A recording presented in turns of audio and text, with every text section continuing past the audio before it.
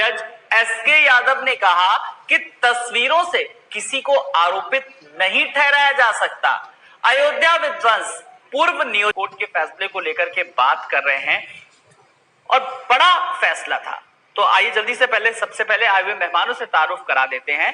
हमारे साथ बीजेपी नेता कर्नल दयाशंकर दुबे जी भी जुड़ गए हैं। कर्नल साहब नमस्कार, बहुत बहुत स्वागत है आपका। और साथ ही साथ हमारे साथ जावेद खान जी, मुस्लिम पक्षकार। जावेद जी नमस्कार, बहुत बहुत आपका भी स्वागत है। और हमारे साथ वरिष्ठ पत्रकार हरीश मिश्रा जी भी जुड़ गए हैं। हरीश जी नमस्कार, बहुत बहुत स्वागत है आपका। और समाजवादी पार्टी प्रवक्ता कपीश श्रीवास्तव जी भी जुड़ गए हमारे साथ। कपीश जी नमस्कार, बहुत बहुत स्वागत है। तो सवालों, जिस राम राज्य की बात की जा रही है, 28 साल बाद बाबरी विध्वंस केस में सीबीआई की स्पेशल कोर्ट ने बड़ा फैसला सुनाते हुए सभी 32 आरोपियों को बरी कर दिया। आपकी मैं पहली प्रतिक्रिया जानना चाहूंगा सबसे पहले। समाजवादी पार्टी स्पष्ट रूप से हमने कहा है कि इस देश के हमें संविधान पर विश्वास है। इस देश के संविधान के अंतर्गत बनने वाले अधिनियमों पे हमको विश्वास है, संवैधानिक संस्थाओं पे विश्वास है। हम लोग वो लोग हैं जो कानूनी प्रक्रियाओं को समाधान करने वाले लोग हैं, और हम लोग धर्म की को जो है वो राजनीति के आडंबर में नहीं लाते। राजनीति जो होती है वो सुख और समृद्धि के लिए, देश के लिए होती है। हम लोग किसी भगवान को अपना साधन नहीं बनाते रहते। बहुत सीधी सी बात आपको कह दें कि जो कानूनी प्रक्रिया 28 साल तक चली है, उसका निष्कर्ष जो आज आया है वो अंतिम नहीं है। इसलिए कि कानून की प्रक्रिया में अभी इसके बाद भी कई अपीलेंट कोर्ट हैं, और अक्सर आपने देखा होगा कि हमारी जो सेशन कोर्ट फैसले देती है या स्पेशल कोर्ट फैसले देते हैं, वो हाई कोर्ट से लेकर के सुप्रीम कोर्ट में बहुत सी चीजें ऐसी होती हैं जो बदल जाती हैं। दूसरी चीज, एक बात मैं कहना चाहता हूं कि देखिए, हमारे यहाँ न्याय का एक सीधा सिद्धांत है कि अगर जस्टिस डिलेट होता है तो हमेशा जस्टिस डिनाइड भी होता है। यानी कि अगर न्याय को विफल करना हो तो किसी भी मसले को इतना लेट कर दो कि उसके बाद वो अपने आप विफल हो जाए। सीबीआई ने इंक्वायरी इस पर करी, 28 साल तक इस पर न्यायालय के अंदर भी कार्यवाही चली। बीच में कई बार इनकी सरकार आई और उसने हटाने का भी काम किया। बाद में फिर वो उस पर चर्चा हुई और वो चीजें न्यायालय ने देखी। आज मैं सिर्फ इतना कहना चाहता हूं कि माननीय न्यायालय ने इन्हें उन्मोचित नहीं किया। उन्मोचन का क्रिया हो सकता हमारे कर्नल साहब ना समझ पाए। आपने जो कहा कि इतनी सरकारें आई, लेकिन फिलहाल जब ये मामला आप ही की सरकार उस समय थी प्रदेश में, और किस तरीके से अब ये चीज साफ हो गई है कि राजनीतिक द्वेष के चलते सब कुछ हुआ था। नहीं लग रहा कि पहली बात, सीबीआई इंक्वायरी हमारी सरकार ने नहीं, हमारी सरकार कभी स्टेट में, कभी सेंट्रल में नहीं। मेरी बात सुनिए, ठीक है, आप तकनीकी पेचीदगी को जानते होंगे ज्यादा, लेकिन ये सुनिए, सीधी सी बात है जो इस पर मैं चर्चा कर रहा हूँ कि घटना के जो साफ तौर पर कहा गया है कपीश जी कि घटना के प्रबल साक्ष्य नहीं मिले हैं, सिर्फ तस्वीरों से किसी को दोषी नहीं कहा जा सकता। समझिए यहाँ पर, और कितनी सरकारें आई बदल गई, ये सब मुझे किसी सरकार से नहीं पता, लेकिन जो कोर्ट ने कहा सर मैं उसकी बात कर रहा हूं सिर्फ। देखिए आलोक जी, कोर्ट ने स्पष्ट रूप से ये कहा है कि हमारे पत्रावली पे जो साक्ष्य आया जिसका हमने परिशीलन किया, वो साक्ष्य इतने स्पष्ट नहीं थे कि जिनपे हम किसी को दंडित करें, इसलिए हम इन्हें उस सबूत का भार दे के छूट दे रहे हैं, क्योंकि इनके खिलाफ मामले साबित नहीं हो रहे हैं प्रथम दृष्टया।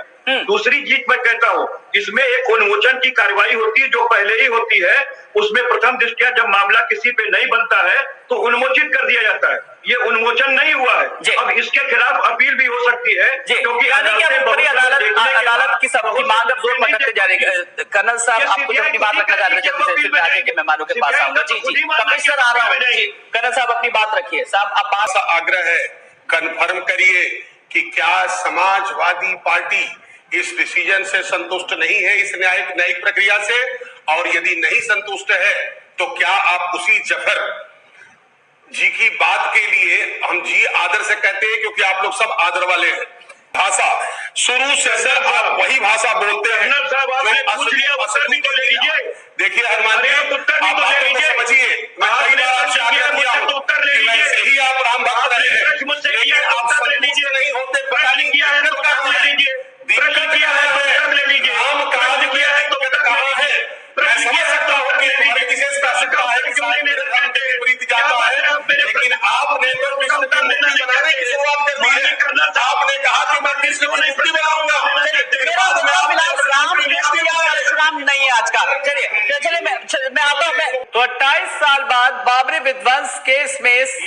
की स्पेशल कोर्ट ने बड़ा फैसला सुनाया है। कपिश जी, जब हम बात बड़े फैसले की कर रहे हैं, 32 आरोपियों को बरी किया गया है और अब सीधी सी बात हो रही है, अब घूम फिर के बाद ऊपरी अदालत में जाने की बात हो रही है। जफर याब जिलानी साहब ने भी कहा है। तो कुल मिलाकर के क्या वाकई में साक्ष्य कमजोर थे या पैरवी नहीं ठीक से हो पाई? क्या लग रहा है किस तरीके से विपक्ष अब जाएगा, किन मुद्दों को लेकर के अपनी बात किस तरीके से उठाएगा?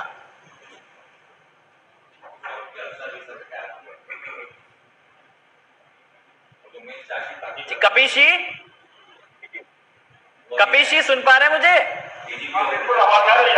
जी जी कपिश जी, कुल मिलाकर के अब ऊपरी अदालत में जाने की बात अब जोर पकड़ती जा रही है मांग। ये प्रक्रिया है, संविधान का हिस्सा है और ये वैधानिकता भी है, इसलिए कि इसको सुप्रीम कोर्ट तक जाना ही चाहिए, क्योंकि असल परीक्षण तो सुप्रीम कोर्ट में ही होगा आखिरी, जो कि अंतिम होगा। दूसरी चीज मैं आपको आलोक जी कहना चाहता हूँ कि देखिए, जब राम मंदिर बनाने का जो ये टाइटल सूट था और वो टाइटल सूट का निर्णय आया, तो ये संवैधानिक बेंच ने एक फैसला किया और साथ में ही उसमें उन्होंने ये भी कहा कि जो डिमोलिश विवादित ढांचा किया गया था, ये एक क्रिमिनल अप्रोच था, एक क्रिमिनल कार्रवाई थी और इसमें जो है उन्होंने कहा कि ये न्यायालय की अवमानना भी थी, क्योंकि वहां पर स्टे था और उन्होंने इस बात को कहा था कि इनको पॉलिसाइज करना चाहिए इनको।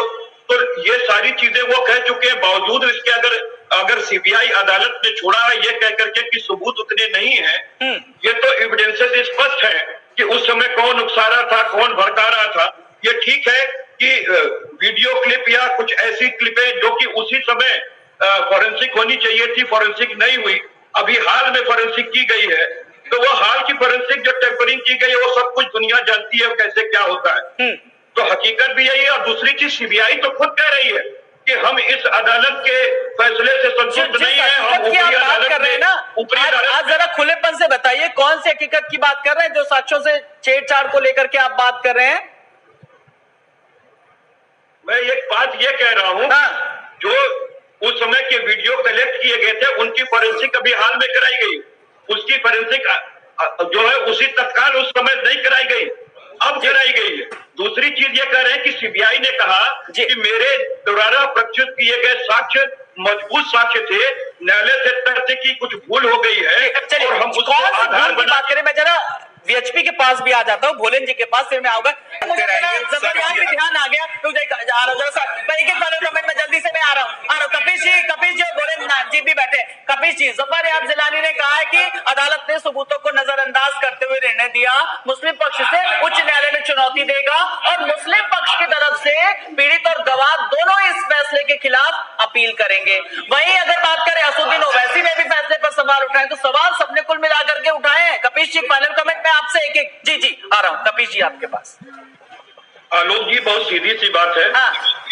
वो इस देश के नागरिक हैं, वह हिंदू मुसलमान के आवरण से और चस्पे से नहीं है, उनको भी वही संवैधानिक विधिक अधिकार प्राप्त है जो हमको प्राप्त है या किसी अन्य को प्राप्त है। ये उनका विधिक अधिकार है, वो अपील कर सकते हैं। लेकिन सीबीआई तो खुद कह रही है कि हम अपील करेंगे, उसमें एक पार्टी वो भी बनेंगे, अपनी बातें कहेंगे और निश्चित तौर पे अदालत से अगर कहीं अनदेखी हुई होगी तभी एक्सेप्ट भी किया जाएगा, वरना तो हाईकोर्ट खारिज करती।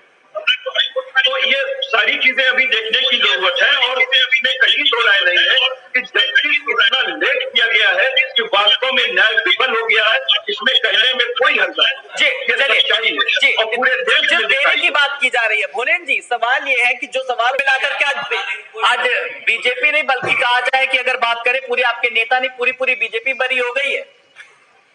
देखिए, जिसकी रही बात नहीं, जिस कपिश भाई से ही कहूंगा कि देखो, आपके नेता ने कहा था कि कृष्ण जी का बहुत बड़ा बनाएंगे और अभी ब्राह्मणों वाला झगड़ा करा करके ये भी अभिषेक जी में खुशी की लहर है। आप सब मेहमानों का बहुत बहुत शुक्रिया। कन्नर साहब आपका भी, जावेद जी आपका भी, हरीश जी आपका भी, कपिश जी आपका भी और भोलेन जी आपका भी बहुत बहुत शुक्रिया। तो